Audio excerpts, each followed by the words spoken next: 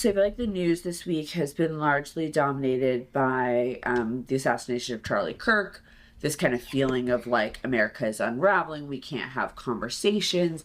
And I think there is a workforce component of it, which is like this shows up even in places where you're sort of like, man, I just like didn't expect that like Monday's all hands would suddenly, whatever, reveal that like Joe and Jim just like got into a screaming match because of a topic that feels like 10 years ago wouldn't have been in the workplace. I'm curious if you think that there are things that companies should be doing to improve civility and like how we talk to each other. Or even if it's not a conversation, it's like, do you think there's anything, do businesses have any role to play in like improving how we can just like have conversations with people with whom we have disagreements?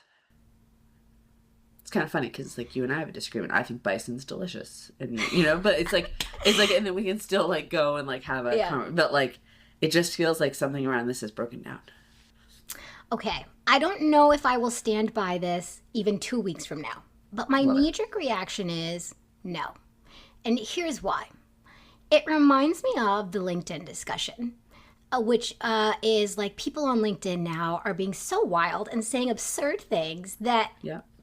Do you not realize employers and future employers are seeing this? It's not my job to tell you that. To be honest, it's actually helpful to know that you are willing and think it's appropriate to talk about this so publicly and in such a rude manner. That tells me that I don't want to ever work with you.